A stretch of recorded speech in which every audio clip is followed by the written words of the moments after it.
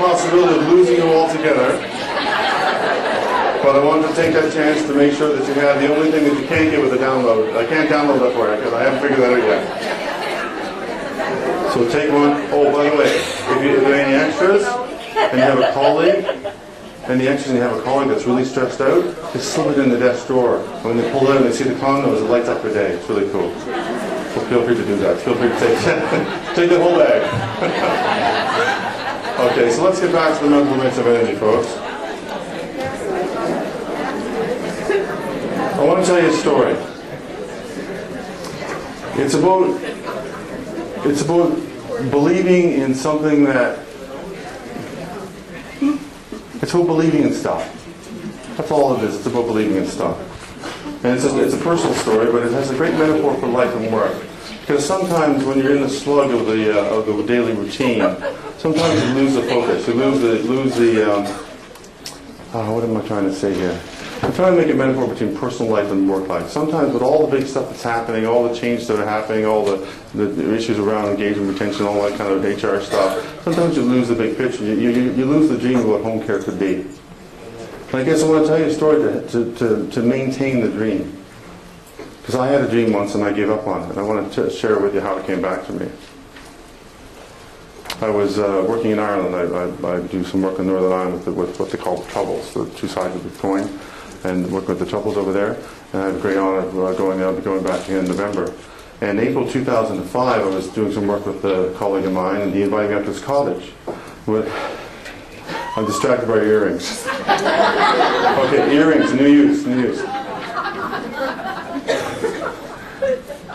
He invited me up to his cottage, a little place called Castle Rock on the north coast of Northern Ireland. And it's a beautiful, windswept little village with a little cottage. It's called Castle Rock because there's an old ruined castle up on the moors, up on the mountain, on the hillside. And he said, "Would you like to go up to a hike up to the castle? I'd like to show you around and stuff like that." And I said, "Great." So we watched the Grand National Steeplechase. It's a big horse race over in the UK, and we had some fun with that. Then the next day we walked up to the castle, and the castle's kind of in ruins, but there's a temple. It's called the Mussington Temple. It's on the cliff face. It's right on the edge of the cliff. It's a big round rotunda building, probably just about half the size of this building, and it still has the glass in it. So it's a beautiful, this Roman architecture kind of thing. And apparently the Bishop of Derry, who built the castle, built this temple for his lover, a little place for them to go and read books. It was a library. Really. And so it's a beautiful place. It's really inspirational. Like, it's kind of empty. There's nothing in it. There's the broken floor tiles and stuff. And the wind rattles. And in the distance you can see Donegal on the west coast. And on a clear day you can see Scotland. And the North Sea is rolling. And it's right on the cliff edge. It's just a gorgeous, beautiful place. And very inspirational place. And I was walking around inside the temple with Tim and my buddy Tim. And I got this little inspiration. I just leaned down and picked up a floor tile. And I just got this crazy thought. You ever get these crazy thoughts you don't have no idea where they come from? Well, I got a crazy thought. And I said, "Tim, I'm going to put a proposal to my girlfriend underneath this stone and bring her back here and ask her for a hand in marriage." And he said, Tim said, "Are you crazy? You don't even have a girlfriend." I said, I'm working on it. So I put the stone back. That was April 2005. The next summer, July of 2006, I went to the Stan Rogers Folk Festival.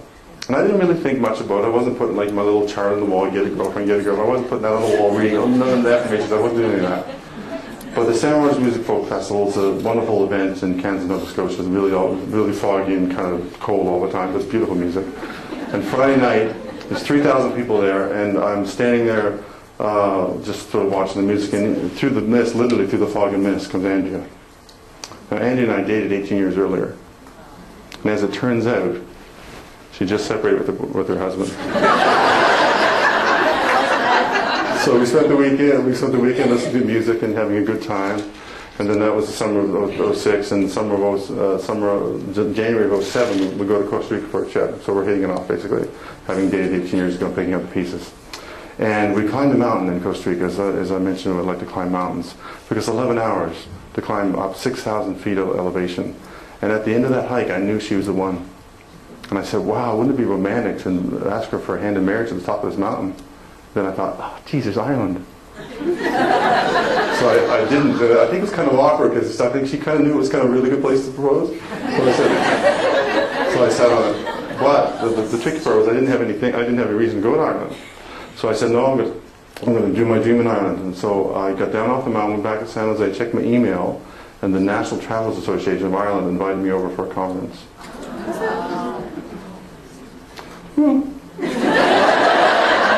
And I said, Andy, would you like to go to Ireland? And she said yes.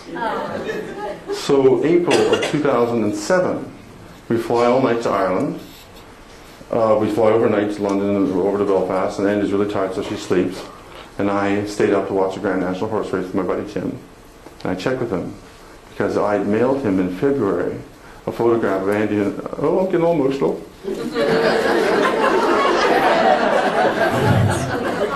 I mailed him a photograph.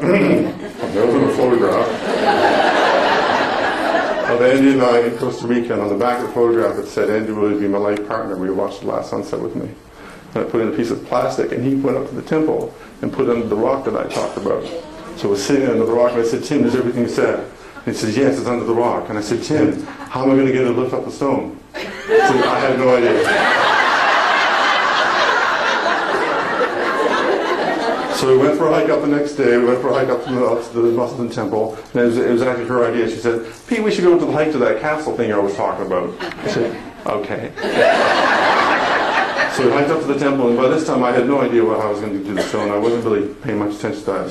So we just get inside there, and I said, well, why don't we just take a group photo of us, right? So I put that camera, actually it's that camera, I put that camera on the windowsill, but the windowsill sloped like that. And I said, Andy, can you grab a stone so I can pop up the camera?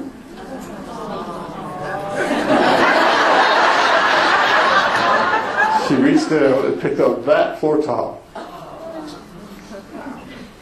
And underneath it was a photograph of her and I. She said, how did that get there?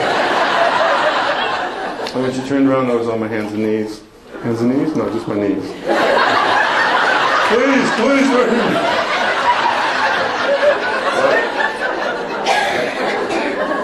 And we got married July the 7th of 707. We were the only couple in Canada getting married that day.